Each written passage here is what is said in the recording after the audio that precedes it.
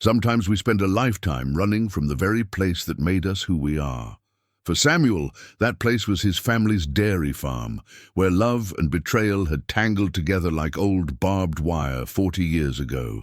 Now, his brother Jacob was gone, and Samuel stood in the milking shed he'd sworn never to enter again. The old Holstein was limping badly. As the town's veterinarian boy turned respected animal doctor, Samuel had examined thousands of hooves over the decades. This should have been routine. He lifted the cow's leg, expecting a stone or nail. Instead, his fingers found cold metal, a rusted pendant he'd buried here as a 12-year-old boy. The same night Jacob threatened to leave forever. The same night their father forced Samuel to keep a terrible secret. Why had Jacob kept this particular cow all these years? Before we continue, tell us where you're tuning in from, and if this story touches you, make sure you're subscribed because tomorrow I've saved something extra special for you. The funeral program felt heavier than paper should. Samuel turned it over in his weathered hands, studying the black and white photograph of Jacob that Martha had chosen. His brother looked older than 65, worn down by seasons of hard labor and something else, something Samuel recognized now as the weight of keeping secrets. The photo must have been recent.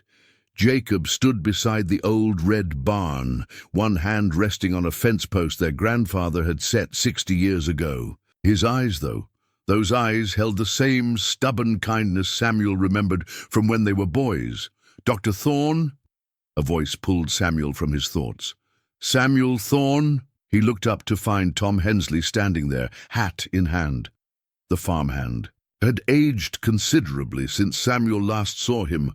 Must have been at their mother's funeral, the last time Samuel had set foot in Millbrook.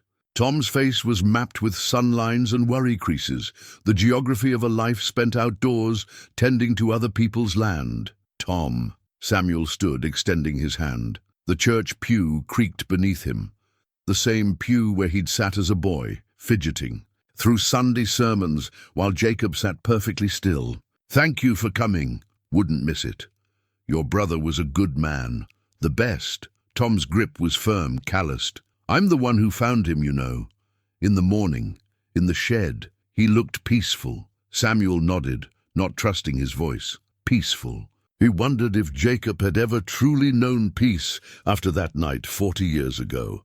The church was filling now. Samuel recognized some faces, aged versions of his childhood memories. Others were strangers, younger folks who must have come to know Jacob after Samuel left. They all shared the same expression, genuine grief for a man who'd apparently touched their lives in ways Samuel would never fully understand. "Dad?" Sarah appeared at his elbow, her presence both comforting and complicated.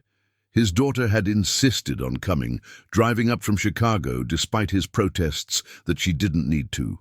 Get involved in old family business. At 32, she had her grandmother's stubborn streak, though she'd never met the woman. "Aunt Martha wants to know if you'll say something." During the service, Samuel looked across the church to where Martha stood, surrounded by neighboring farm wives who clutched her hands and murmured condolences.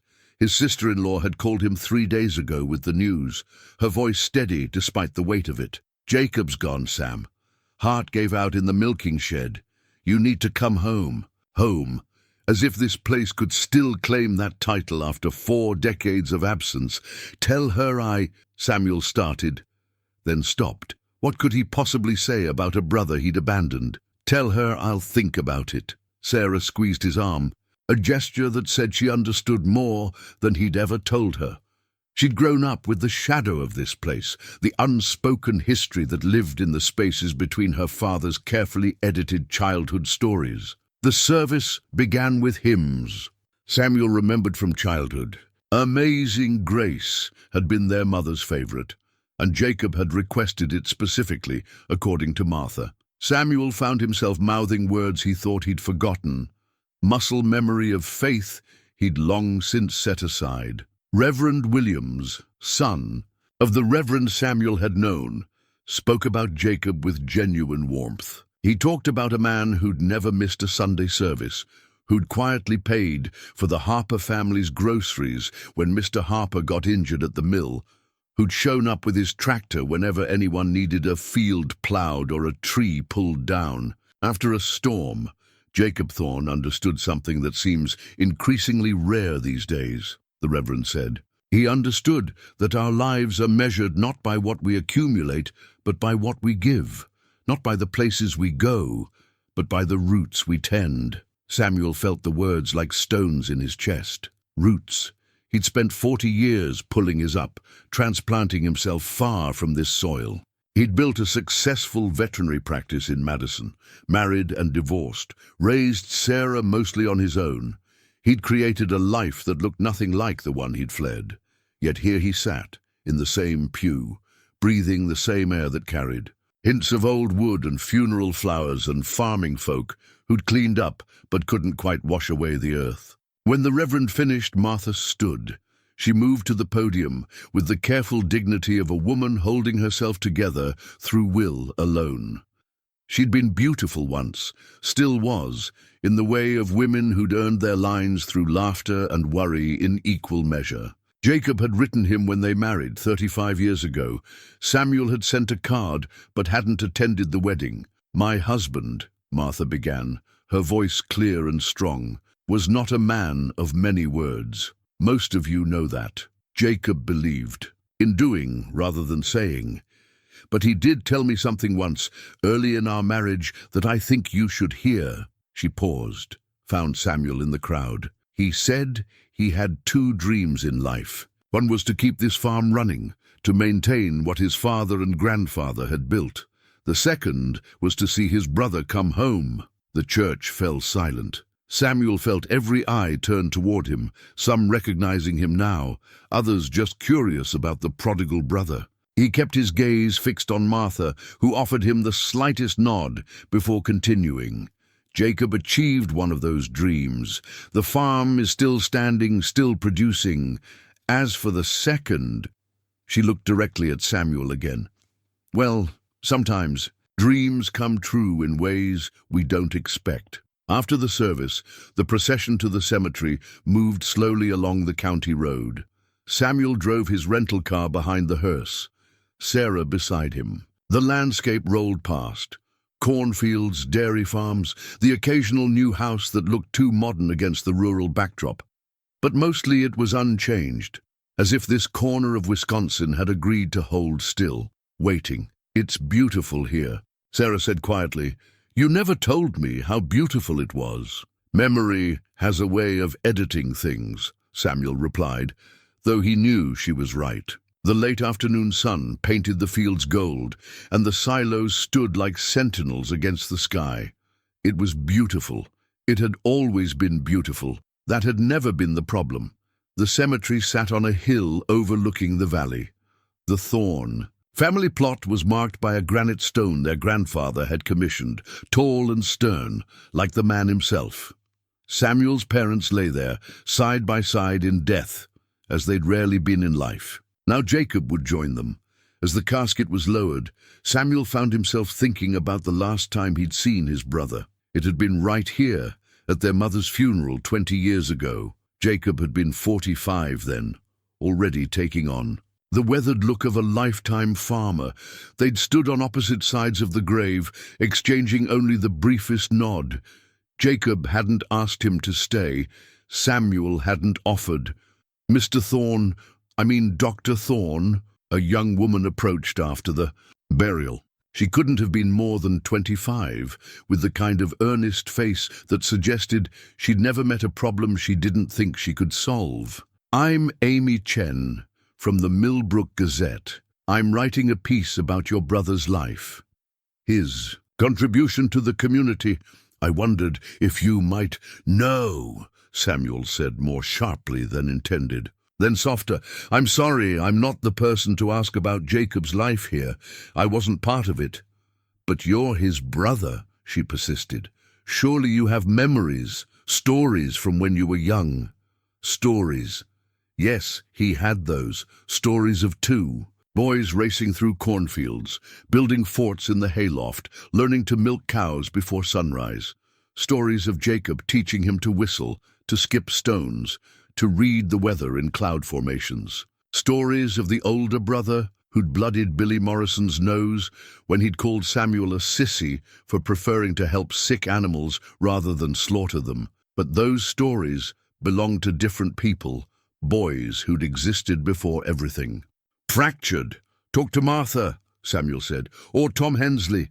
They knew the man Jacob became. I only knew the boy." The gathering at the farm afterward was a blur of casseroles and condolences.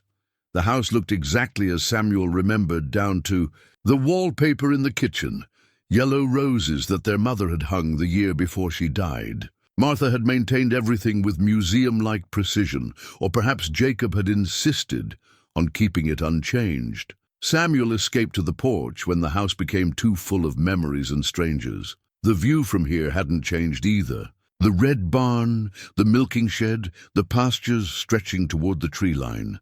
The old oak with its rope swing still stood, though the rope looked new. Someone, Jacob probably, had replaced it. "You came." Martha's voice was soft. She joined him on the porch, handed him a cup of coffee, black the way he'd always taken it. Somehow she remembered. "You said I needed to." "No," she corrected. "I said you needed to come home. There's a difference." Samuel sipped the coffee, tasting the familiar bitterness. Martha had always been direct. It was one of the things Jacob had loved about her. He'd written in one of his early letters. "The farm," Samuel asked, "is yours if you want it." Jacob made sure of that. "The will is very clear." I can't run a farm, Martha. I haven't lived that life in 40 years.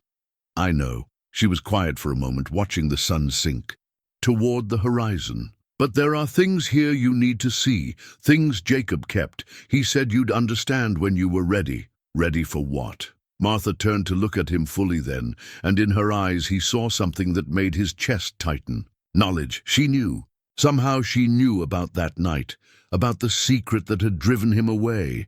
"Ready to forgive yourself," she said simply. "The animals need tending, Sam.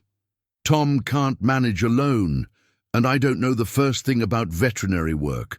Will you stay a few days, just until we can figure things out?" Samuel wanted to say no. He had a practice to return to, appointments scheduled, a life that made sense 500 miles from here. But Sarah had appeared in the doorway, watching him with those careful eyes she'd inherited from her mother, and Martha was waiting with the patience of a woman who'd spent 35 years waiting for Jacob's dream to come true. "A few days," he heard himself say, "just to help with the animals." Martha nodded, satisfied. "Your old room is ready. I'll have Tom bring your bags up." His old room. As if he were 16 again, as if 40 years hadn't passed, as if he could just slip back into the space he'd abandoned. But as the sun set over the fields he'd once known by heart, Samuel realized that perhaps that's exactly what Jacob had been counting on. The leather was cracked but familiar, like skin that had aged with dignity. Samuel's old veterinary kit sat on the kitchen table where Martha had placed it, morning light catching the tarnished brass clasps. He hadn't seen it in 40 years, hadn't even thought about it in decades, yet his hands remembered exactly where the hidden latch was. The one Jacob had helped him install when their father complained about expensive tools going missing. Jacob. "And kept everything," Martha said, pouring fresh coffee. She'd been up since before dawn, he could tell. Farm wives always were. "Said you'd want it back someday." Samuel opened the kit slowly. The instruments lay exactly as he'd arranged them at 17, the careful organization of a boy who'd believed that order could contain chaos. His stethoscope coiled like a sleeping snake. Surgical scissors, still sharp. The hoof pick he'd modified himself, filing down the edge to be gentler on sensitive tissue. And there, tucked into the side pocket where he'd kept it, a small notebook with his juvenile handwriting. "Samuel Thorne, future veterinarian." "He used this kit?" Samuel asked, though he could see the answer in the worn handle. "The repairs made." With Jacob's characteristic precision. Every week, Tom would call him when animals were sick, and Jacob would come with your kit.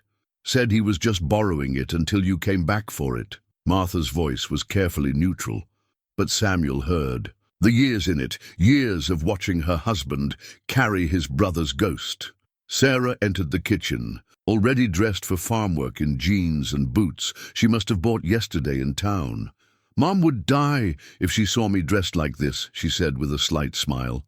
Her mother, Samuel's ex-wife, was a city person through and through, never understanding what had shaped the man she'd married and eventually left. "There's work clothes in the mudroom," Martha offered.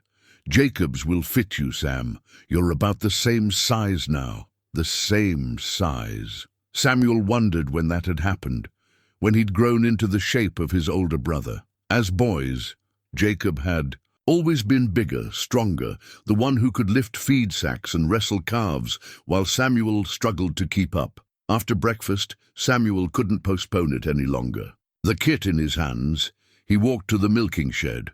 Tom was already there, mucking stalls, but he stepped aside when Samuel entered. "That cow," Samuel said, nodding toward the Holstein he'd examined yesterday. "Keep her.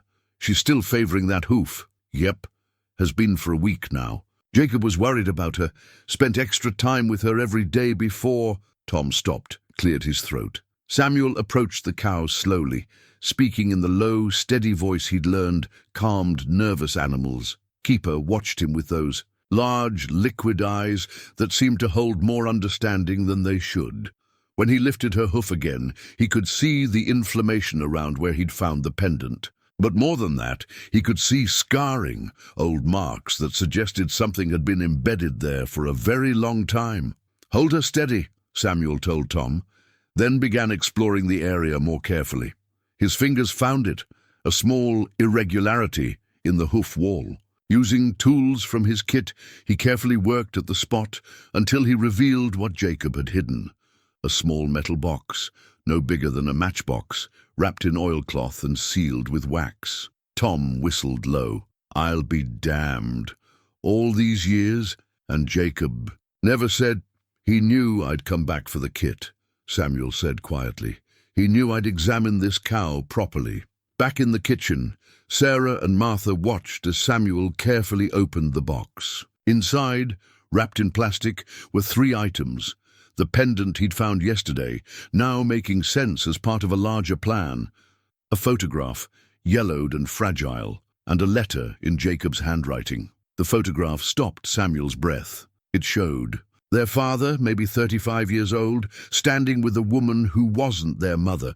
She was pretty, blonde, holding a baby. Their father's hand rested on her shoulder with casual intimacy, and his smile. Samuel had never seen his father smile like that, not with their mother, not with his sons. "Oh, Sam," Martha breathed. She'd moved behind him, seeing what he saw. The letter was dated the night Samuel had left, 40 years ago. "Sam, by the time you read this, you'll have been gone for years, maybe decades. I know why you left. I saw you that night coming from Dad's study, white as a ghost. I heard him threaten you. I know about the woman, the other family. I've known longer than you have. I found out when I was 15. Followed Dad one day when he said he was going to the cattle auction in Madison. He went to a house on Maple Street instead. She was there, with a little girl who had Dad's eyes. Our sister, Sam. We have a sister. I wanted to leave too. God, how I wanted to leave. But Mom, she knew Sam. She'd known for years. She told me the night I confronted her, begged me to stay, to help keep the family together. She said Dad would leave if we both left, and she couldn't run the farm alone. So I stayed.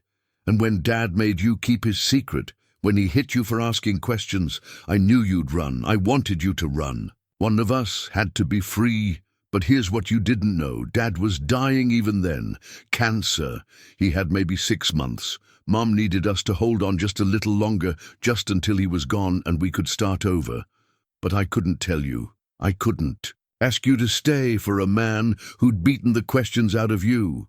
You weren't a coward for leaving, Sam. You were 17 and scared and trying to protect Mom from a truth she already knew. I stayed to protect her from poverty. We both did what we thought was right. The pendant was Mom's. Dad gave it to her when they were courting before everything went wrong. She threw it away the night you left, said she couldn't bear to look at it. I saved it, buried it here where I knew you'd find it someday, because someday I knew you'd come home. I forgive you for leaving. God knows I forgive you. Now forgive yourself. Your brother Jacob P.S. Her name is Claire. Our sister. She lives in Riverside now. She doesn't know about us." Samuel's hands shook as he set down the letter. Sarah had read it over his shoulder, and now she gripped his arm, anchoring him to the present. "He knew," Samuel said, voice rough. "All this time, he knew everything. He loved you," Martha said simply. "Loved you enough to let you go. Loved you enough to wait for you to come back." Samuel stood abruptly, needing air, needing space to process what couldn't be processed. He walked back to the shed, to the exact spot where he'd buried the pendant as a boy. The hole was still there from yesterday's discovery, but now he could see Jacob's methodical work, how he'd carefully placed the box where the cow's hoof would eventually expose it, how he'd trained Keeper to stand in just that spot during milking. Tom. And found him there an hour later, sitting on an overturned bucket, the letter in his hands. "He talked about you all the time," Tom said. "Not directly, mind you.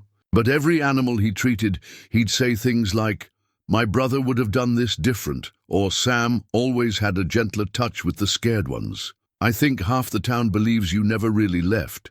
Just been working somewhere else nearby." "I abandoned him," Samuel said. "No," Tom corrected. "You survived, both of you, in your own ways." Jacob understood that.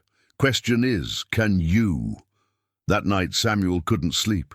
He walked through the house, seeing it with new eyes. The pictures on the walls. How had he not noticed that their father was missing from most of them? The wear, patterns on the floor, paths Jacob had walked for 40 years, keeping their mother's house ready for a brother who might never return.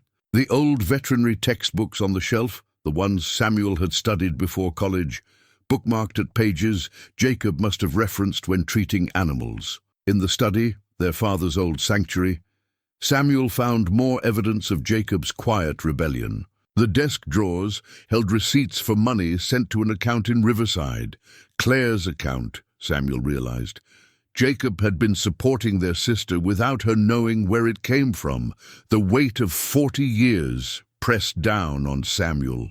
Every choice he'd made, every year he'd stayed away, had been based on a lie, not their father's lie, but his own. The lie that leaving had protected anyone. The lie that distance could cure guilt. The lie that Jacob had been the stronger one for staying. They'd both been boys, trying to save their mother in the only ways they knew, and they'd both succeeded and failed in equal measure. Sarah found him there at dawn, surrounded by papers and photographs, trying to piece together the life his brother had lived. "Dad," she said gently, "Martha's making breakfast, and there's something else she wants to show you, something about the farm's future." Samuel looked at his daughter, seeing in her face an echo of the understanding Jacob had carried. The next generation, unburdened by the secrets that had shaped his own. "I need to find her," Samuel said. "Claire, our sister, she deserves to know." Sarah nodded. "We will, but first I think you need to understand what Jacob was protecting here. It's more than just land, Dad. More than just family history." As the sun rose over the farm, Samuel realized she was right. The pendant, the letter, the revelation, they were just the beginning. Jacob had orchestrated more than just a reunion with the past. He'd left a path toward something Samuel hadn't believed in for 40 years. Redemption. The milk ledger lay open on the kitchen table, decades of Jacob's careful handwriting chronicling each day's yield, each cow's health, each small victory and defeat. Samuel traced the entries with his finger, seeing patterns in his brother's, meticulous records that told a story of dedication bordering on devotion. January 3rd, 1985, Bessie down with mastitis, used Sam's treatment method from his old notes, responding well. March 15th, 1992, record yield today, 847 gallons, Mom would have been proud. September 8th, 2001, everything stopped today. Even the cows know something's changed, milked in silence. April 22nd, 2015. Keeper born this morning, strong calf. Something about her eyes reminds me of Sam. Tom stood beside him, pointing to various entries. See here, every Sunday, no matter what, he'd write something personal, like he was writing to someone. Samuel found the most recent Sunday entry, dated just a week before Jacob's death. Sam's birthday this week, 62. Wonder if he still hates carrot cake. Martha made one anyway. He made me promise to keep up the ledger, Tom said. Don't think I can match his handwriting, though. Man wrote like a school teacher. Sarah emerged from the attic, dust in her hair and a box of photographs in her arms. Look what I found. These were hidden behind the old wardrobe. The photos spilled across the table. A timeline of two brothers before the fracture. There they were at 5 and 8, covered in mud after a rainstorm, grinning like they'd discovered treasure. At 7 and 10, helping their grandfather build the new chicken coop.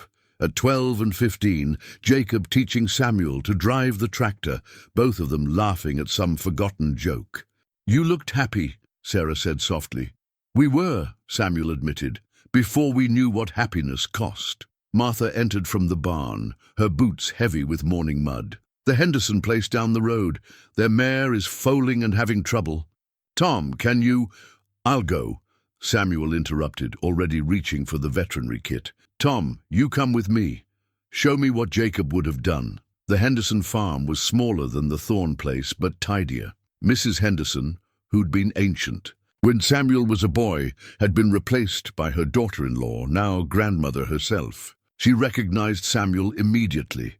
The veterinarian boy, she said, relief flooding her face. Thank God.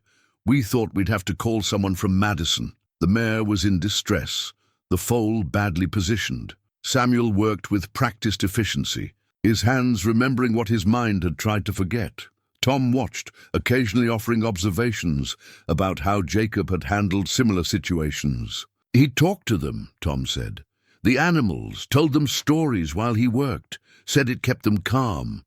So Samuel talked. He told the mare about her beautiful farm, about the spring coming, about the strong foal she was bringing into the world. His voice seemed to steady her, and within an hour, a healthy colt stood on wobbling legs nursing while his mother nickered softly. Jacob saved this mare's mother 20 years ago, Mrs. Henderson said, pressing payment into Samuel's reluctant hands. Same problem, same solution. It's like you boys shared a brain when it came to animals. Back at the farm, Samuel found Martha organizing what she called the archive. Boxes of papers Jacob had saved. Farm receipts, yes, but also letters, newspaper, clippings, and surprisingly, veterinary journals with articles Samuel had published over the years. He subscribed to every journal that might publish your work, Martha explained. Had them sent to a P.O. box so you wouldn't know if you ever checked. Look, she showed him a journal from 5 years ago, Samuel's article on innovative treatments for bovine respiratory disease. Jacob's notes filled the margins. Tried this on Anderson's herd. Worked perfectly. Sam always was smarter than me. He wasn't just running a farm, Martha continued. He was maintaining a laboratory for you to come back to. Every technique you published, he tested here.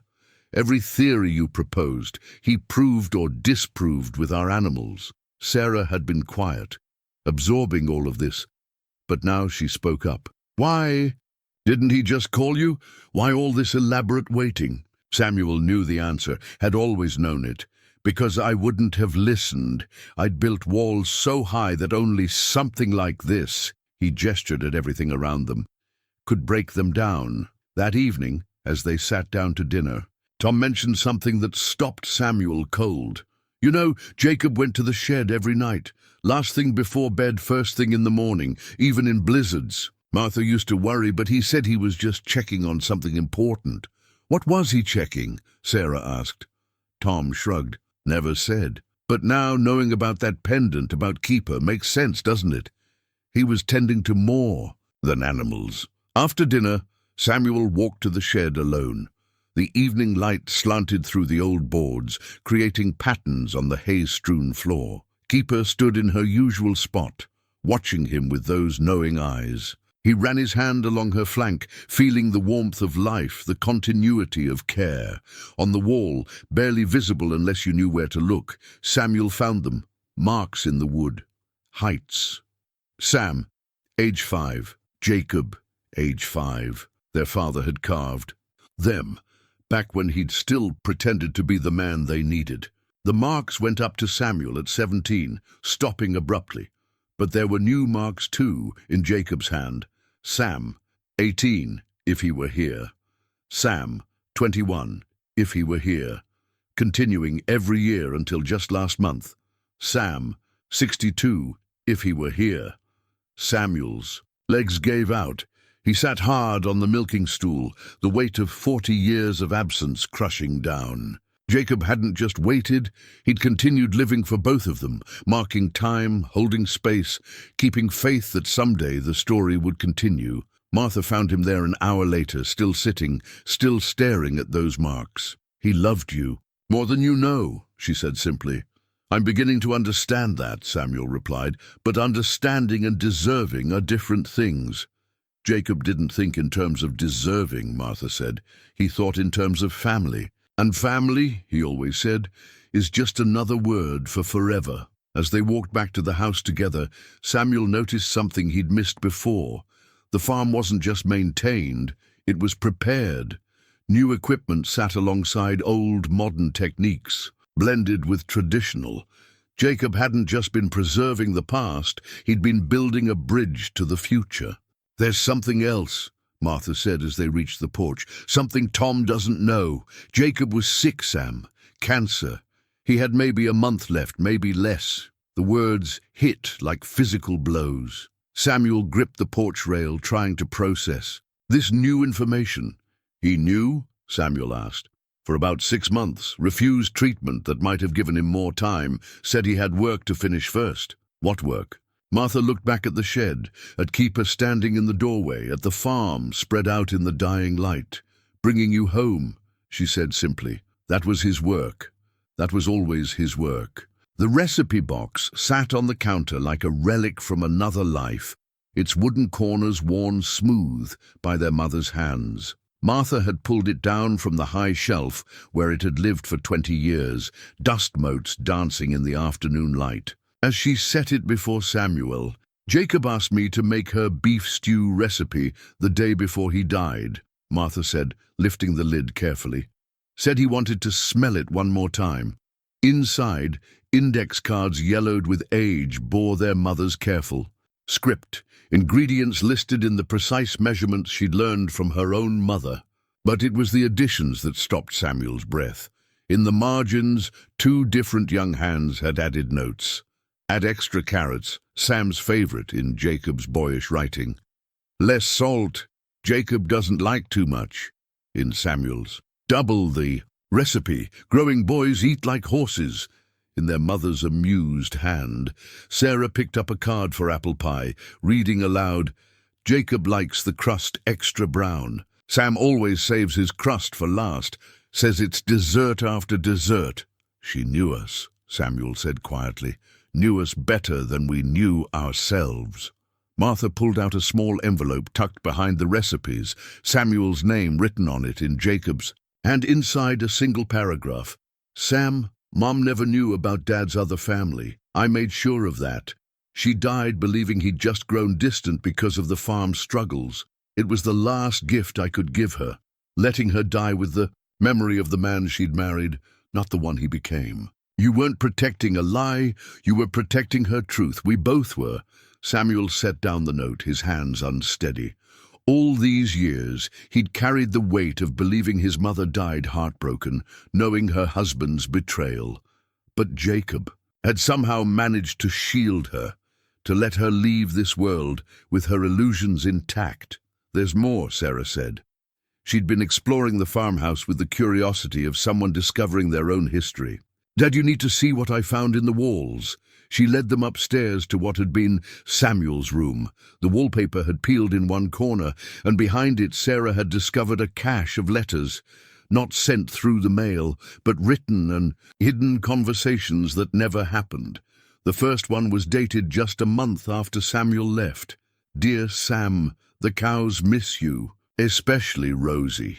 She won't let anyone else milk her. I had to do it myself this morning, and she kicked the bucket over twice just to spite me. I told her you'd be back, but cows are skeptical creatures.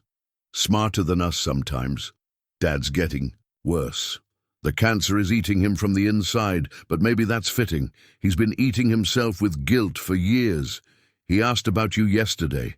I told him you were at college. It wasn't really a lie. You probably are studying somewhere. I'm going to ask Martha to marry me. I know you'd like her. She laughs at my terrible jokes and doesn't mind the smell of manure. That's true love, right? Write back. Or don't. Keep writing either way. Jacob. There were dozens of them, one every few months for 40 years. Samuel sat on his old bed, reading them as Sarah and Martha gave him space. Each letter was a window into the life he'd missed. Dear Sam, Martha's pregnant. We're hoping for a boy, want to name him Samuel. Martha says that's too much pressure, naming him after a ghost. I told her you're not a ghost, just temporarily misplaced. Dear Sam, we lost the baby. Martha can't have children, doctors say. I held her while she cried and thought about how you would have known what to say. You always had words when I only had silence. Dear Sam, bought a new tractor. The salesman looked just like you if you'd stayed and gotten fat on farm food. I almost asked if he had a brother who became a vet. Martha says I see you everywhere. She's not wrong. Dear Sam, that little girl, Claire, our sister, she graduated from veterinary school. Found out through some careful asking around, following in your footsteps without even knowing you exist. Funny how blood tells, isn't it? The last letter was dated just a week ago. Dear Sam, I'm dying. Finally, something I'm doing first. The cancer's winning, but I've got one last move. I'm going to make sure you come home. Not for me, I'll be gone. But for this place, for Martha, for the truth. We've both been running from in different ways. I forgive you for leaving. More importantly, I hope you can forgive me for staying. We both chose our prison, Sam. Yours just had a wider yard. See you soon, Jacob. Samuel was crying now. Not the careful tears of a man trying to maintain control, but the deep, chest-shaking sobs of someone finally letting 40 years of grief pour out. Sarah held him, this daughter who'd grown up with a father who'd seemed to have no past, now understanding the weight he'd carried. When he finally quieted, Martha spoke from the doorway. There's one more thing. In the kitchen, they followed her down to find Tom waiting with a manila folder. Found this in Jacob's truck, he said. Has your name on it, Doc? Inside were legal documents, dated a week before Jacob's death. Transfer of deed for the farm, but not just to Samuel and Claire, the sister they'd never met. He hired a private investigator, Martha explained. Found out everything about her. She's a large animal vet in Riverside, single, no kids. Runs a rescue sanctuary for abused farm animals. The investigator said she's got Jacob's eyes and your soft heart. He was bringing us together, Samuel said, understanding finally dawning. Not just me coming home, but all of us. The family. We should have been. Tom cleared his throat. There's something else you should know. That developer who's been sniffing around. Henderson told me he offered Jacob $3 million for this place 6 months ago. Jacob turned him down flat, said the land wasn't his to sell. $3 million? Sarah gasped. With the water rights and the development potential probably worth more, Tom said. But Jacob said some things can't be measured in money.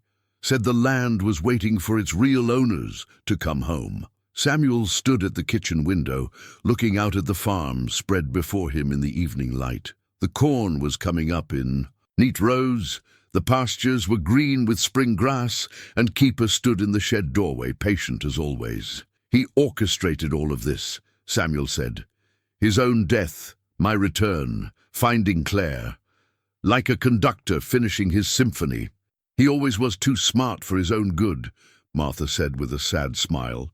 Said he learned it from his little brother. That night, Samuel found himself in the barn, sitting where he and Jacob had sat as boys, sharing secrets and dreams. The barn, cats had multiplied over the generations, but they still hunted the same mice, still curled up in the same warm corners. I'm here, he said to the darkness. "I'm home, Jacob, just like you planned.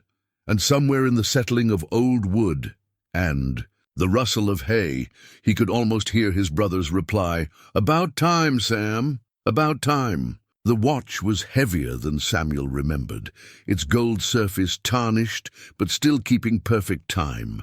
Martha had found it in Jacob's dresser drawer, wrapped in a handkerchief that smelled of their father's tobacco. The engraving on the back made Samuel's stomach turn. "To my only son, Jacob. With pride, Dad. Only son," Sarah read over his shoulder. "But there were two of you." "Not in his mind," Samuel said. "Not after I started asking questions." The memory came unbidden, sharp, as broken glass. He'd been 16, helping his father with the books when he'd found the receipt. A payment to a Dr. Morrison in Riverside for prenatal care. His mother hadn't been pregnant. The questions had tumbled out before he could stop them, and his father's hand had answered before words could. "You were never the same after that." "Night," Martha said quietly. She'd been standing in the doorway watching. "Jacob told me, said your father beat the curiosity right out of you." "He beat something out of me," Samuel agreed. "Trust, maybe, or the ability to stay." Tom appeared in the doorway, hat in hand. "Sorry to interrupt, but there's someone here. Says she's looking for information about Jacob Thorne, something about genealogy research." Samuel's blood chilled. He walked to the front porch to find a woman in her late 30s, blonde hair pulled back, holding a folder of documents. She had their father's nose, Jacob's steady gaze, and when she smiled uncertainly, Samuel saw his own cautious hope reflected back. "I'm Claire Morrison," she said. "I'm sorry to bother you during your time of grief, but I've been researching my family history, and I believe Jacob Thorne might have been—" She paused, struggling with words. "Might have been my half-brother." The porch seemed to sway under Samuel's feet. Sarah's hand found his elbow, steadying him.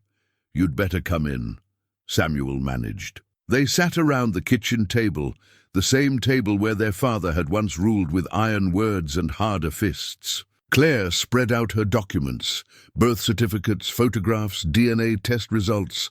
"My mother passed 5 years ago," she explained. "She told me about my biological father just before she died, James Thorne. She said he had a family, a farm, but she never told me where. I've been searching ever since." Samuel found his voice. "James Thorne was our father. Jacob was your half-brother. I'm Samuel, your other half-brother." Claire's composure cracked. "Brothers? I have brothers?" "Had," Martha corrected gently.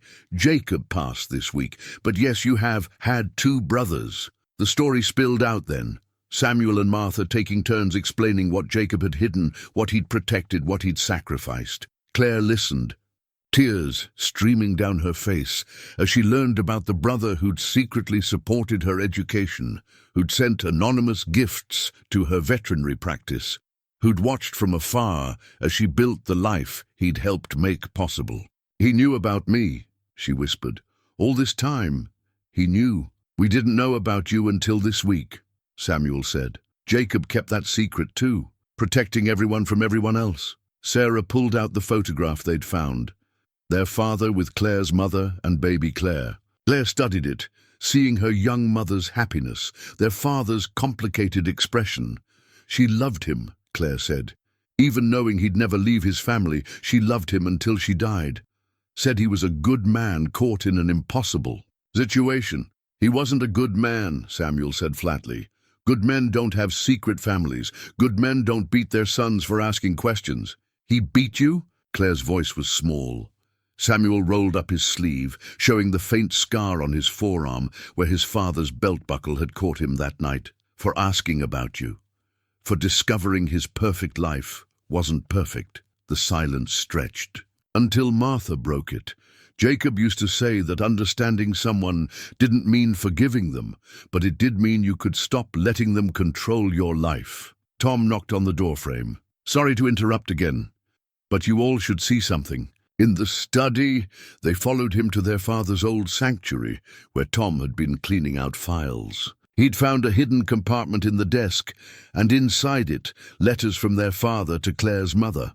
Love letters, full of regret and longing, and the kind of emotional honesty he'd never shown his sons. "Listen to this," Tom read. "I see Samuel's gentleness in our daughter's eyes. I see Jacob's strength in her stance. She's the best of all of us, Mary, the child who might have healed this family if I'd been brave enough to tell the truth." Claire was crying openly now. "He knew I existed. He saw me." "Apparently," Samuel said, his voice rough. "From a distance, like Jacob did. They spent the afternoon sharing stories, filling in the gaps of lives lived in parallel but never intersecting." Claire was indeed a veterinarian, specializing in large animals just like Samuel. She'd never married, she said, because she'd never found anyone who understood her dedication to animals the way her mother had described her father's dedication to his farm. "It's funny," she said. "I became a vet because Mum said my father loved animals more than people sometimes. I thought if I understood animals, I might understand him." "You became what we became," Samuel said. "What Jacob protected so we could become." As evening approached, Claire stood to leave. "I should go. You have enough to deal with without—" "No," Samuel interrupted. "Jacob left the farm to both of us. You and me. He wanted you here." Claire stared. "What?" Martha produced the legal documents. "He changed his will last week. The farm goes to Samuel and Claire Morrison equally. There's also this." She handed Claire a letter, Jacob's handwriting on the envelope. "For my sister." Claire read it silently, then aloud. "Dear Claire, we've never met, but I've watched you become everything our father was too afraid to let you be, part of this family. You're a thorn in everything but name, and names are just words anyway. The farm needs new blood, new ideas. Sam will want to sell it, run away again. Don't let him. This land has been waiting for all of us to come home, even those who never knew it was home. Your brother Jacob." "He's right," Samuel said. "My instinct is to sell, to run." "But," Sarah prompted, "but I'm tired of running from ghosts. And maybe," he looked at Claire, this sister who shared his calling if not his memories, "maybe it's time to stop letting the past own the future." Claire reached across the table, taking Samuel's hand. Her grip was strong, calloused from work, familiar. "Somehow, I'd like to see the farm," she said. "See where you grew up, where he protected all of us." As they walked out to show her the land, Samuel noticed the watch still sitting on the table. On impulse, he picked it up, wound it fully, then handed it to Claire. "This should be yours," he said. "You're the child he wished he could claim. The only one of us who never disappointed him because he never got the chance to fail you." Claire held the watch, reading the inscription. Then, deliberately, she walked to the kitchen drawer and placed it inside. "The past can keep its trinkets," she said. "I'm more interested in what comes next." The boundary stone stood at the far edge of the north pasture, a granite marker their grandfather had placed when the farm's borders were first established. Samuel hadn't visited it in 40 years, but his feet found the path through the tall grass as if they'd walked it yesterday. Claire walked beside him, Sarah and Martha following behind. Tom had told them about Jacob's visits here, how he'd come every Sunday after church, regardless of weather. "There," Samuel pointed to the stone. It stood 3 feet high, weathered but solid. Carved into its face were the initials ST plus JT, 1967, and below that, Brothers Forever. "You carved this?" Claire asked, running her fingers over the letters. "Jacob held the chisel. I swung the hammer. Took us all day. Dad was furious, said we'd damaged property. But Grandpa said a boundary stone without names was just a rock. With names, it became a promise." The stone had cracked over the years, a jagged line running between the 2 sets of initials, splitting the word forever. "Lightning strike," Tom said, joining them. "About 10 years ago, Jacob was going to repair it, but then he said maybe it was more honest this way. Broken but still standing. Is this where—" Samuel couldn't finish the question. "Where he wanted to be buried," Martha confirmed. "Not in the cemetery with your parents, but here. He filed the paperwork with the county, got all the permissions, said this was where he felt most at peace. Claire knelt beside the stone, discovering something none of them had noticed, fresh carving on the side, so recent the granite dust still clung to the letters. CM 2024, sister found. He added me, she whispered. Before he died, he added me. Samuel's throat constricted. Even dying, even planning his final orchestration, Jacob had been thinking of the family they should have been. There's something else, Tom said. He led them to a small grove of apple trees just beyond the stone. Jacob planted these. One for each of you, he said. That one for Sam, that one for himself, and that one, he pointed to the smallest, newest tree. He planted last month. Said it was for someone who didn't know they belonged here yet. The tree was already blossoming, pink and white flowers, defying the odds of recent transplantation. He gave me roots before I even knew I needed them, Claire said. They stood among the trees as the sun began to set, each lost in their own thoughts. Finally, Sarah spoke. Uncle Jacob wrote something else in the ledger. About this place, May. She pulled out her phone where she'd photographed the entry. It says, the boundary stone marks more than property lines. It marks the place where love and duty meet, where staying and leaving are equally brave, where broken things still stand as testimony to what once was whole. He was always the philosopher, Samuel said. I was the one who needed facts, evidence, proof. He understood that some truth can't be measured or weighed. Claire had been quiet, but now she spoke. I tried to contact him, 5 years ago, after Mom died. I sent a letter to this address. It came back unopened. Martha nodded. I remember. Jacob stood at the mailbox for an hour, holding that letter. Then he marked it "Return to Sender" and gave it back to the postman. That night he got drunk, only time I ever saw him touch liquor. Said he couldn't be the one to bring you into this pain. But he did in the end, Samuel said. He brought us all here. They were walking back toward the house when Claire asked, What happened between Jacob and your father? After you left? Samuel looked at Martha, who nodded. She knew this story. They never spoke again, Martha said.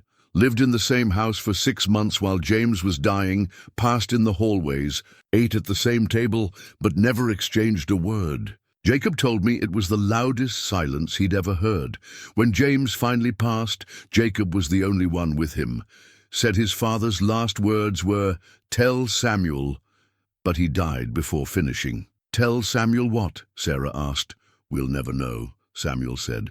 Another secret buried with the dead. That evening, Claire showed them her veterinary practice through photos on her phone. The rescue sanctuary she'd built, the animals she'd saved, the life she'd constructed without knowing she was following in her brother's footsteps. I always felt like something was missing, she admitted, like I was performing for an audience I couldn't see. Now I know. I was trying to make you proud, even though I didn't know you existed. Jacob was proud, Martha said.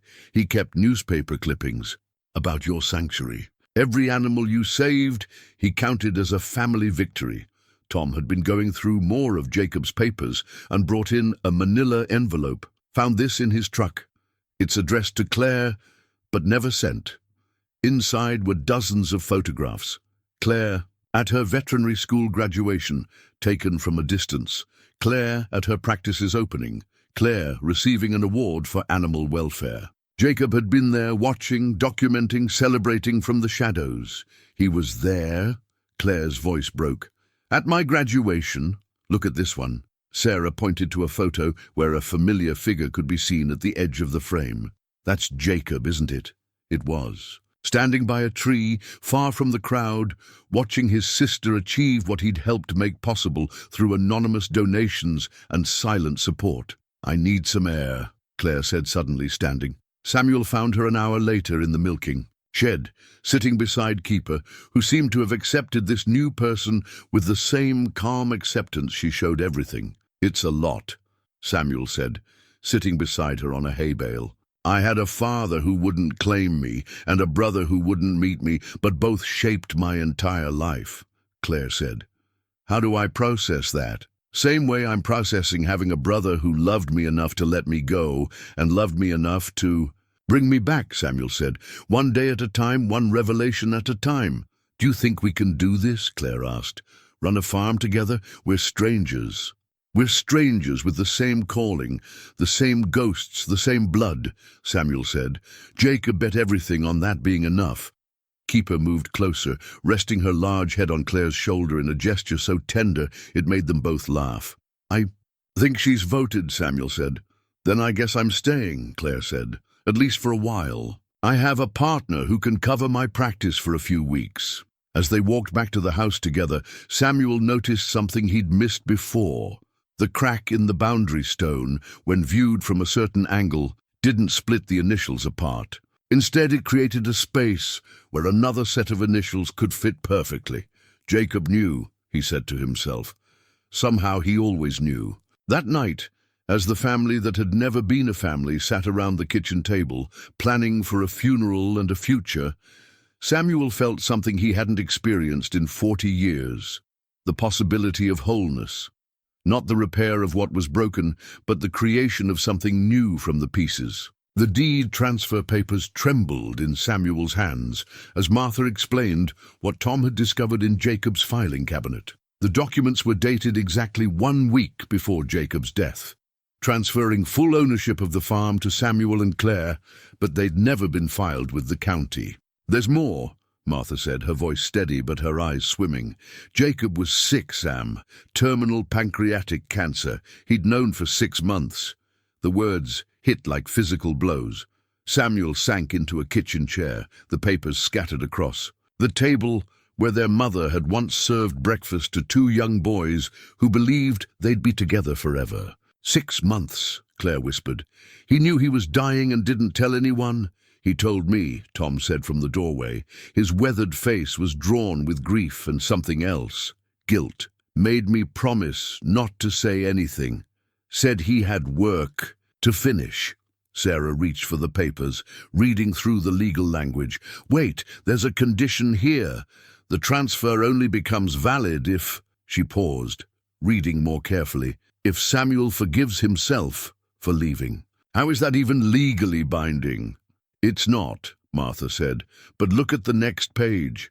The second document was a medical report filled out in Samuel's name, using his old veterinary license number.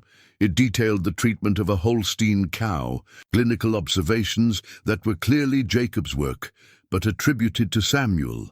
He kept your license active, Tom explained. Every animal he treated in the last 20 years, he filed under your name. Far as the state's concerned, you never left. You've been practicing here all along. Samuel stood abruptly, pacing to the window. The implications were staggering. Jacob hadn't just been waiting for him to return. He'd been maintaining Samuel's professional presence, keeping his brother's identity alive in the community he'd fled. There's something else you need to know, Tom said, his voice heavy, about how Jacob died. The room went still. Martha closed her eyes, as if she'd been dreading this moment. He didn't die of natural causes, did he? Samuel asked. Though somehow, he already knew. The cancer would have taken him in weeks, maybe days, Tom said. But Jacob, he chose his timing, took the same medication he used to put down the Anders horse last month. Peaceful, he said, like going to sleep, Claire gasped. Sarah reached for her father's hand. Samuel felt the floor shift beneath him. He left a note, Tom continued, pulling an envelope from his pocket. For the authorities. Explained everything. Said he was of sound mind, that he was choosing to die on his own terms, rather than let the cancer take his dignity. Sheriff accepted it, given Jacob's standing in the community. But there's another letter. For you, Sam. The envelope was thin. Jacob's handwriting shaky but legible. Samuel opened it with trembling fingers. Sam, by the time you read this, you'll know the truth. I'm dying, and I've chosen how and when. Don't grieve for that. It's the first real choice I've made in 40 years that was entirely my own. The cancer is a blessing, strange as that sounds. It gave me a deadline, literally. 6 months to undo 40 years of separation. 6 months to bring you home. 6 months to unite the family Dad broke. I placed the pendant where I knew you'd find it. Keeper's been trained to limp on command. She's not really hurt, just playing her part. The old girl's quite the actress. Everything you've discovered was planted, planned, orchestrated. I've been writing the ending to our story, Sam, because someone had to. You think I sacrificed everything staying here, but you sacrificed too, carrying guilt for something that was never your fault. We were both prisoners, just in different cells. The farm isn't my legacy. You are. You and Claire. The family we should have been. Take care of Martha. She knew everything and loved me anyway.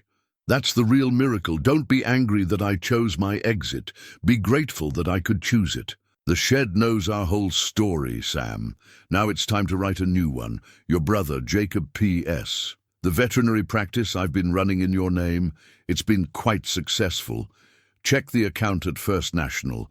Consider it 40 years of back pay. Samuel had to sit down again. The room spun with revelations, each one reframing everything he thought he knew. Keeper's not really injured? Sarah asked in disbelief. Tom actually smiled slightly. That cow's healthier than any animal on this farm. Jacob trained her like a dog. Watch. He walked to the door and whistled a specific pattern. Within moments, Keeper appeared, walking perfectly normally. He trained her to limp, Claire asked, incredulous. Trained her to bring you together, Martha corrected. Everything Jacob did in the last 6 months was about this moment, bringing his family home. Samuel stood again, unable to be still.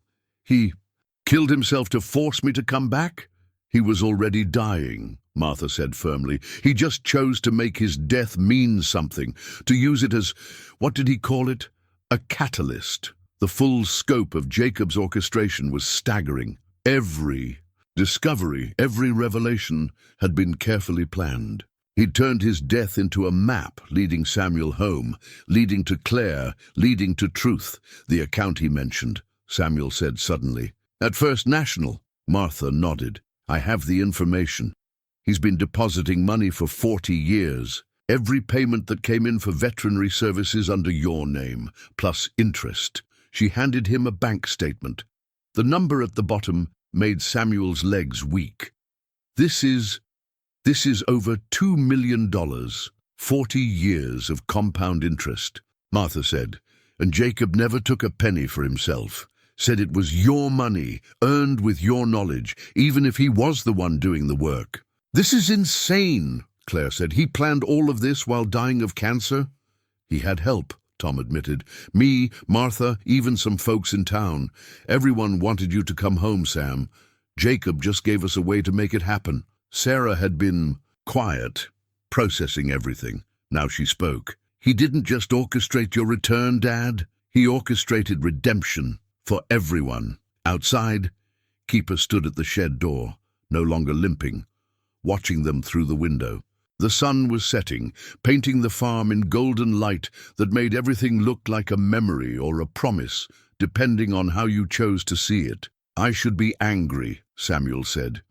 He manipulated everything, lied about the cow, chose to die without telling me, without giving me a chance to say goodbye. But, Martha prompted, but he knew me better than I knew myself. Knew I wouldn't come back for a living brother, but would for a dead one.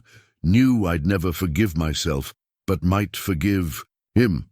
Samuel laughed, but it was edged with tears. Even dead, he's the smarter brother. Claire stood and walked to Samuel, taking his hands. We can be angry and grateful at the same time. That's what family is, isn't it? Complicated feelings about complex people we can't help but love. He gave us each other, Samuel said, looking at this sister he'd never known he needed. After everything Dad took away, Jacob gave us each other. The phone rang, startling them all. Martha answered, listened, then handed it to Samuel. It's the county clerk, about the deed transfer. Samuel took the phone, listened to the clerk explain that the transfer had actually been filed that morning, by Tom acting as executor. The farm was officially his and Claire's. Jacob told me to wait, Tom explained after Samuel hung up. Said to file it only after you'd read his letter. Said you'd need to know the truth before you could accept the gift. As night fell over the farm, they sat together in the kitchen where so many secrets had been revealed, where so much pain had been both caused and healed. The deed transfer lay on the table, legal proof of Jacob's final act of love. "What do we do now?" Claire asked. Samuel looked around the table at this unlikely family, the daughter who'd brought him here, the sister he'd never known, the sister-in-law who'd kept all the secrets, the farmhand who'd been more brother to Jacob than Samuel had ever been. "We do what Jacob wanted," Samuel said. "We stop letting the past own the future. We build something new." Outside Keeper mooed once, as if in agreement, then walked back to the shed where this story had begun, where Samuel had found a pendant that was really a key to a puzzle, that was really a gift, that was really a brother's 40-year goodbye. The rope swing still hung from the massive oak tree, though the rope was new, hemp instead of the fraying cotton, Samuel remembered. He stood beneath it in the morning mist, Martha's words echoing in his mind. "Jacob wants his ashes scattered here where you boys made your first promises." It had been 3 days since the revelation of Jacob's orchestrated death, 3 days of wrestling with anger and gratitude, manipulation and love. Now, with the memorial service planned for tomorrow, Samuel faced the decision that would determine everything: honor Jacob's wishes or accept the developer's offer that had arrived yesterday. 3 million, Claire said, joining him under the tree. She'd been staying at the farm, learning its rhythms, understanding what Jacob had protected. "That developer really wants this land." "It's not about the land," Samuel said. Tom showed me the geological survey. "We're sitting on the aquifer that feeds 7 counties. Control this land, control the water." Claire whistled low. "And Jacob knew?" "He commissioned an environmental impact study 2 years ago, paid for it himself. If this land is developed, the watershed gets compromised. Every farm in the valley loses." Sarah approached with a banker's box, setting it down carefully. From the attic, "Dad, you need to see this." Inside were hundreds of letters, not Jacob's unsent messages to Samuel, but letters from townspeople to Jacob. Thank you notes spanning decades. "Dear Mr. Thorne, thank you for saving our Bessie. We couldn't afford a real vet, but you came anyway. Jacob, the feed you accidentally left in our barns saved us. The kids didn't go hungry this winter because of you. Mr. Thorne, my boy wants to be a veterinarian now, after watching you work. You told him about your brother, the famous Dr. Samuel Thorne. He's applying to veterinary school with his essay about the 2 brothers who heal animals." Samuel's eyes burned. Every letter revealed another facet of Jacob's quiet service, but more than that, they revealed how Jacob had kept Samuel's memory alive, mythologizing the brother who'd left into a hero worth emulating. "There's going to be a town meeting," Tom announced, joining them. "Word got out about the developer's offer. People are worried." "They should be," Claire said. "If whoever owns this land sells—" "We own this land," Samuel corrected, "and we need to decide what to do with it." The developer himself arrived that afternoon. Richard Brennan, smooth in his expensive suit, carrying promises and threats in equal measure. He spread his plans across the kitchen table where 3 generations of Thorns had shared meals. "Luxury housing development," he said. 300 units, golf course, shopping complex. It'll bring jobs, revenue, growth. "And destroy the watershed," Samuel said flatly. Brennan's smile didn't waver. "Progress always has costs, but I'm prepared to make it worth your while. 3 million is my initial offer, but for a quick, clean sale, 4 million. Claire laughed. "You think this is about money?" "Everything's about money, Ms. Morrison. Your brother knew that. Why else would he have documented the farm's value so carefully?" Brennan pulled out a folder. Copies of Jacob's own environmental study, his detailed financial records, his analysis of the land's worth. "He was building a case for the maximum price," Brennan continued. "Smart man. Shame he didn't live to see the payoff." Samuel stood slowly, his calm more menacing than anger would have been. "Get out. Consider carefully, Dr. Thorne. The state's considering eminent domain for development. You can sell to me and get rich, or fight the state and lose everything. After Brennan left, they sat in stunned silence until Martha spoke. Jacob knew this was coming. It's why he transferred the deed when he did. He was protecting the land from being tied up in probate. But can we fight the state? Sarah asked. With what Jacob left us, maybe, Samuel said. He'd been going through Jacob's papers, finding more than just environmental studies. There were legal precedents, water rights documentation going back to their great-grandfather, conservation easement possibilities. That evening, the town meeting packed the church hall. Farmers, shop owners, families who'd lived here for generations, all worried about their future. Samuel hadn't planned to speak, but found himself standing, facing neighbors he'd abandoned 40 years ago. "Most of you don't know me," he began. "But you knew my brother. Jacob spent 40 years serving this community while I ran away. Now I'm back, holding the papers to land that affects all of you." "You gonna sell?" someone called out. "I don't know," Samuel admitted, "but I want you to know what's at stake." He explained about the watershed, the environmental impact, the developers' plans. Claire added her expertise about the effect on local wildlife and farming. Sarah, surprising everyone, presented a different vision, one she'd been working on for days. What if the land became something else, she suggested, a teaching farm and veterinary clinic, like my uncle envisioned. A place where young people could learn animal husbandry, where farmers could get affordable veterinary care, where the land is protected but still productive. "Who'd run such a thing?" asked Mrs. Henderson. Samuel looked at Claire, at Sarah, at Martha. "We would, if you'd have us." The room erupted in discussion. Some were skeptical, city folks playing farmer. Others were hopeful, the return of veterinary services they desperately needed. Old Mr. Patterson stood, leaning heavily on his cane. "I knew your father," he said to Samuel. "Difficult man. Knew your brother too. Good man. But you're the one who left. Why should we trust you now?" Before Samuel could answer, Tom stood. "Because Jacob trusted him, spent 40 years preparing for his return. If Jacob believed in him, that's enough for me." One by one, others stood. The Hendersons, the Andersons, families who'd been helped by Jacob, who'd heard stories of the veterinarian boy who'd left to become a famous doctor, who'd been waiting 40 years for him to come home. "But the state," someone said, "if they claim eminent domain, then we fight," Samuel said, "with Jacob's documentation, with the environmental studies, with lawyers if necessary. This land has been in our family for over a century. It's served this community for just as long. That has to count for something." Claire stood beside him. "I'll relocate my practice here, combine it with Samuel's expertise. We can make this work. And I'll manage the educational component," Sarah added. "Partner with the agricultural college, get grants, build something sustainable." Martha, who'd been silent, finally spoke. "Jacob always said the land doesn't belong to us.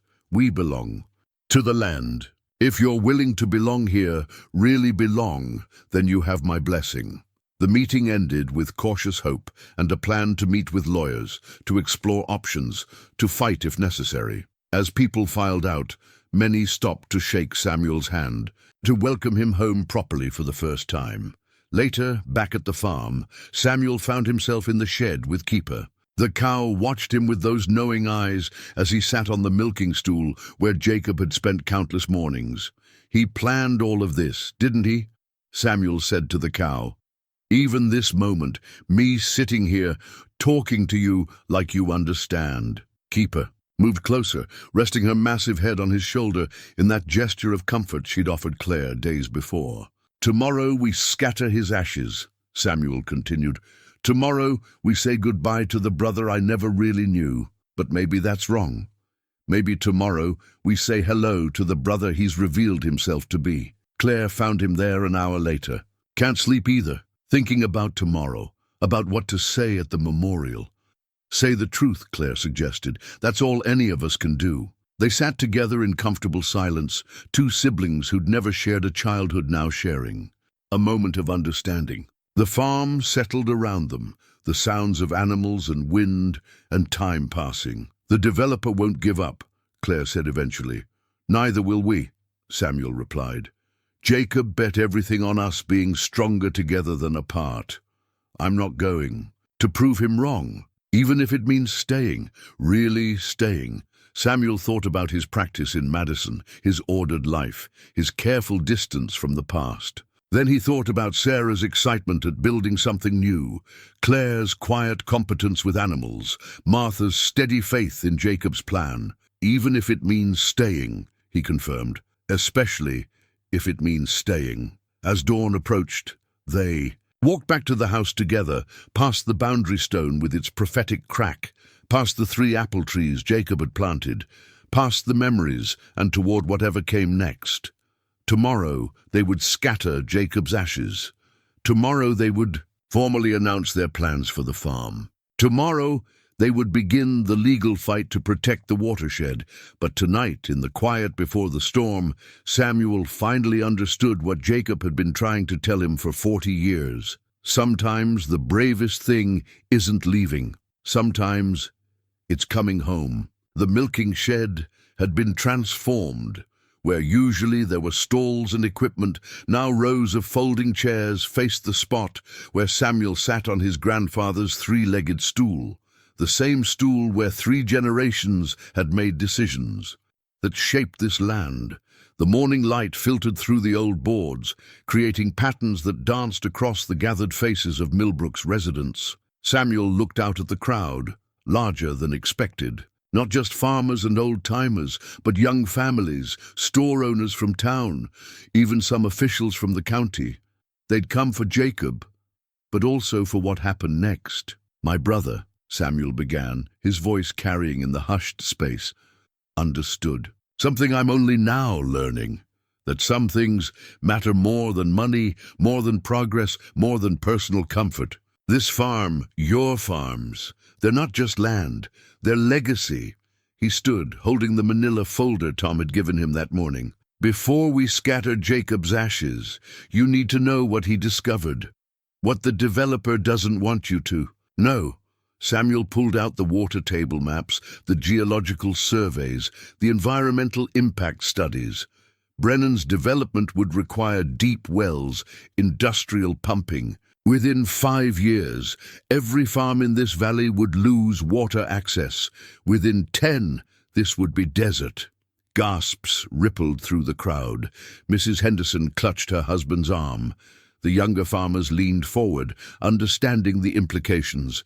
"But there's more," Claire said, standing beside her brother. "I've been reviewing Jacob's veterinary records. The animal health in this valley is exceptional because of the water quality.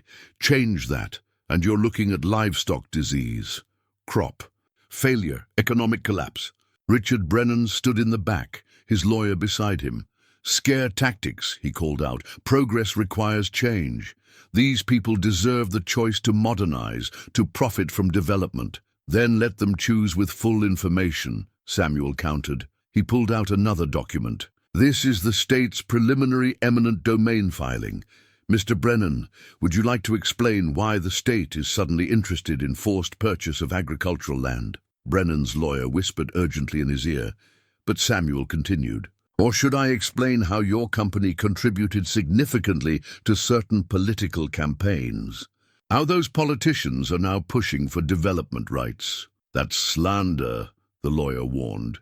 "It's public record," Sarah said, stepping forward with her laptop. "Campaign finance reports, lobbying disclosures, all legal, all documented, all exactly the kind of corruption my uncle spent 2 years investigating," the crowd murmured, anger building. These were people who'd worked their land for generations, who'd trusted the system to protect their way of life. Tom stood up. "I move that we form a legal defense fund, pool resources to fight this." "Seconded," called out Patterson. "You can't fight the state," Brennan said, but his confidence was cracking. "You don't have the resources." "Actually, we do," Samuel said. He looked at Martha, who nodded. Jacob left more than just environmental studies. He left a legal war chest. $2 million earmarked for protecting this watershed. The revelation stunned everyone, including Brennan. The developer's face went pale as he realized Jacob had been preparing for this fight long before his death. Furthermore, Samuel continued, "Our sister Claire and I are prepared to convert this farm into a conservation trust. It can never be developed, never be sold for non-agricultural use. The papers are drawn up." Claire held up the documents. "Signed today, and the threat ends forever. The land remains protected. The water stays clean. The community survives." "You're throwing away millions," Brennan said desperately. "Think about what you're sacrificing." Samuel picked up the urn containing Jacob's ashes, cradling it gently. "My brother sacrificed 40 years of his life protecting this place. He sacrificed the chance to know his sister. He sacrificed everything for a future he'd never see. So yes, Mr. Brennan, I understand sacrifice." He turned to the crowd.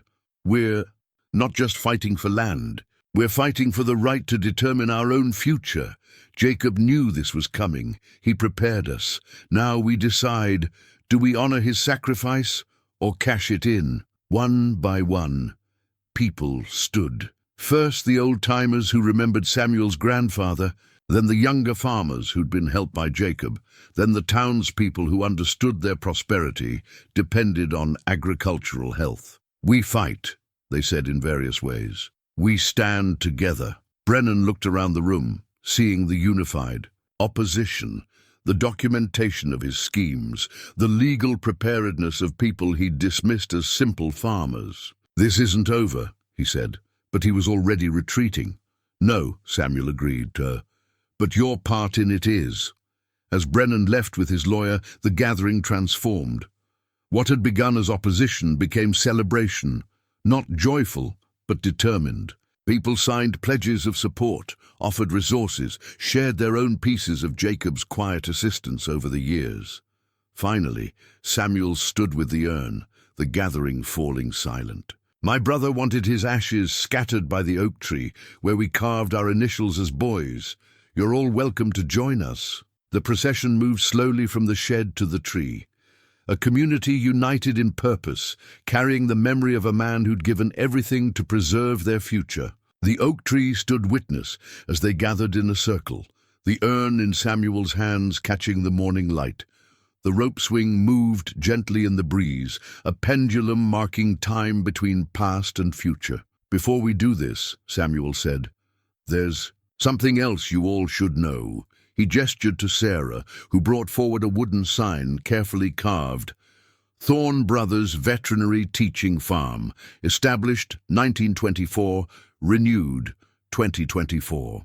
This isn't just about preserving the past," Samuel continued. "It's about building something Jacob envisioned, a place where veterinary students can learn, where farmers can get affordable care, where the knowledge my brother preserved can be passed on." Claire stepped forward with a folder. "I've been in contact with the State Veterinary College. They're willing to partner with us, send students for practical training. We can offer services at reduced costs, funded by educational grants. And I've secured initial funding from 3 agricultural foundations," Sarah added. "They're interested in supporting a model that combines conservation, education, and community service." Old Patterson cleared his throat. "Your brother would have liked this. But there's still the matter of the state's eminent domain threat." "About that," said a new voice. Everyone turned to see a woman in a business suit approaching, Catherine Wells, the state attorney general. "I received some interesting documentation this morning about potential corruption in the eminent domain filing." She looked directly at where Brennan had been standing. "The investigation is already underway. I suspect the eminent domain threat will be withdrawn by week's end." Relief washed through the crowd. Samuel felt his knees weaken, but Claire's hand on his arm steadied him. "How did you—" he began. Catherine smiled. "Jacob Thorne saved my father's farm 20 years ago. Worked all night to save our pregnant mare when we couldn't afford a vet. He never sent a bill. Consider this a debt repaid." She turned to address the gathering. The state has no legitimate interest in forcing development of agricultural land that serves a critical watershed.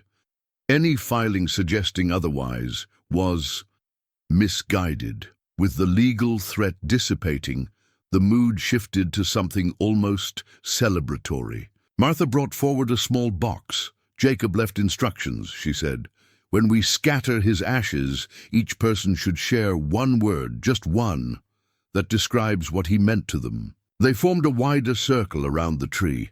Samuel opened the urn, his hands steady now. As he began to scatter the ashes around the roots of the old oak, the words came: faithful, from Tom; guardian, from Mrs. Henderson; generous, from Patterson; patient, from Martha; brother, from Claire, her voice breaking; protector, from Sarah. Around the circle it went, each person offering their word, their tribute to a man who'd lived quietly but impacted deeply. When it came back to Samuel, he paused, looking at the last of the ashes in the urn. Forgiven, he said finally, releasing the last of his brother's earthly remains to the wind. As the ashes settled into the earth that had held their family for generations, something extraordinary happened. Keeper, who'd wandered over from the shed, moved into the circle and lowered her great head in what looked remarkably like a bow. Even the animals knew, Tom said softly. After the ceremony, as people began to disperse, Claire pulled Samuel aside. There's something else. I've been going through Jacob's veterinary logs. He recorded everything, including something strange. Look. She showed him an entry from the week before Jacob died. Treated keeper for minor hoof irritation. Placed therapeutic and pendant in hoof crevice as experimental treatment. Note for Sam, some medicine works best when discovered, not prescribed. Samuel laughed, actually laughed, for the first time since returning. He was making jokes. Even while orchestrating all of this, he was making veterinary jokes. He never lost himself, Martha said, joining them. Through all the pain, all the sacrifice, he kept his humor. Said it was the only thing Dad couldn't take from him. The developer's threats proved hollow. Within a week, the eminent domain filing was withdrawn, and Brennan's company was under investigation for corruption. The State Veterinary College formalized their partnership with the newly established Thorne Brothers Teaching Farm. Applications from students eager to learn large animal medicine in a real farm setting poured in. Claire relocated her practice entirely, bringing her rescued animals to the expanded facilities. Sarah took a leave from her job to manage the educational program, and Samuel, for the first time in 40 years, unpacked completely, not just his clothes, but his life. Standing in the shed one evening, watching Claire teach a group of veterinary students how to properly examine a cow's hoof, Samuel realized that Jacob's plan had worked more completely than even his brother could have imagined. They hadn't just saved the farm or protected the watershed. They'd created something new from the broken pieces of their family, a legacy that would outlast them all, built on the foundation of one man's 40-year faith that love, in the end, conquers even the deepest wounds. The sign went up the next week. Thorne Brothers Veterinary Teaching Farm, together again, if not in the way anyone had imagined. 6 months had passed since they'd scattered Jacob's ashes beneath the oak tree. The farm that had once echoed with silence now hummed with purpose. Samuel stood in the doorway of the renovated shed, watching the sun paint the fields gold. The same view his brother had witnessed every morning for 40 years. "Second chance is ready," Claire called from the birthing stall. The calf, Keeper's calf, had been born at dawn, healthy and strong. They'd named her Second Chance without discussion, both understanding the symbolism. Sarah emerged from the new classroom building, a small group of veterinary students trailing behind her. She'd transformed the old equipment barn into a teaching facility, complete with examination rooms and a lecture hall. Her business degree, seemingly so distant from farm life, had proven invaluable in managing grants and partnerships. "Dad, the Wisconsin Agricultural Review is here," she said. "They Want to do a feature on the teaching farm? Samuel nodded, though publicity still felt strange. The story of the Thorne brothers had spread beyond Millbrook. Two siblings separated by secrets, reunited by sacrifice, creating something larger than their individual pain. Martha approached with her morning coffee ritual, bringing Samuel his usual black cup. She'd moved into the smaller house on the property, staying close but giving the new family space to grow together. Found something else in Jacob's things, she said, handing him an envelope. Saved it for today. Inside was a photograph Samuel had never seen. Their mother holding infant Claire, their father absent from the frame. On the back, in their mother's handwriting, "All my children together in spirit if not in flesh." She knew, Samuel asked, stunned. I think she suspected, Martha said gently. Jacob found this hidden in her Bible after she passed. He never showed you because it would have destroyed the story I'd built about protecting her. Samuel finished. He studied the photo, seeing his mother's sad smile, the way she held Claire as tenderly as she'd held her own sons. We were all protecting each other from truths that weren't as terrible as the secrets. Tom appeared, leading a group of local farmers. Morning, Doc. These folks have animals need checking whenever you're ready. The informal clinic had become a Friday tradition.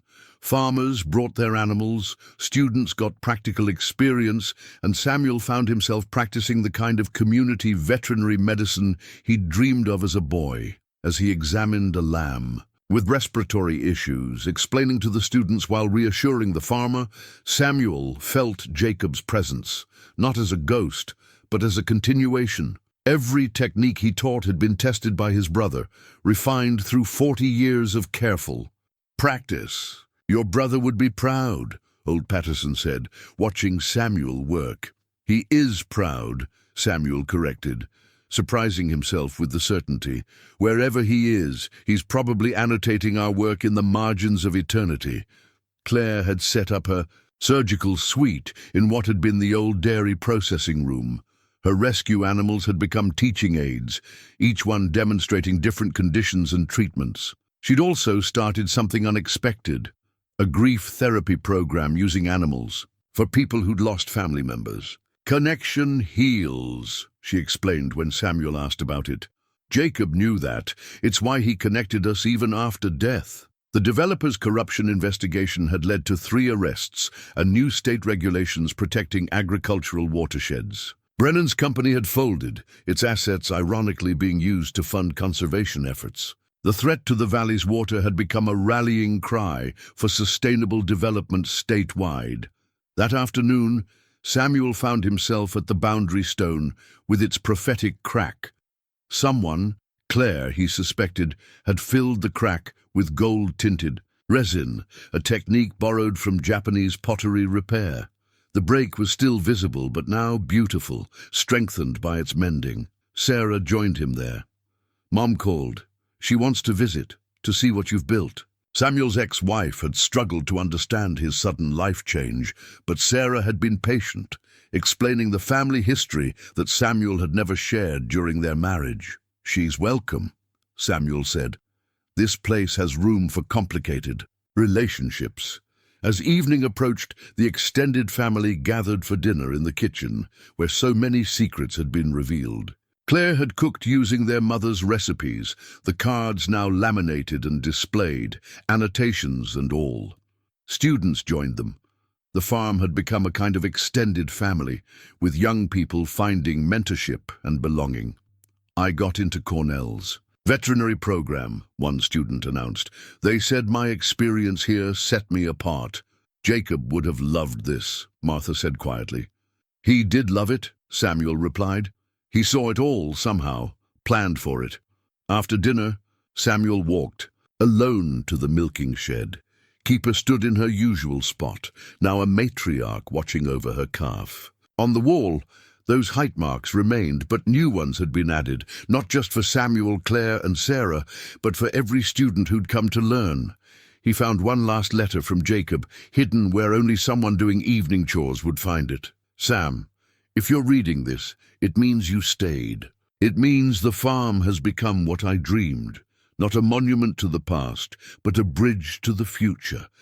The shed remembers everything, our fights, our laughter, our dreams. But mostly, it remembers that we were brothers. We still are. The veterinarian. Boy came home. The story continues.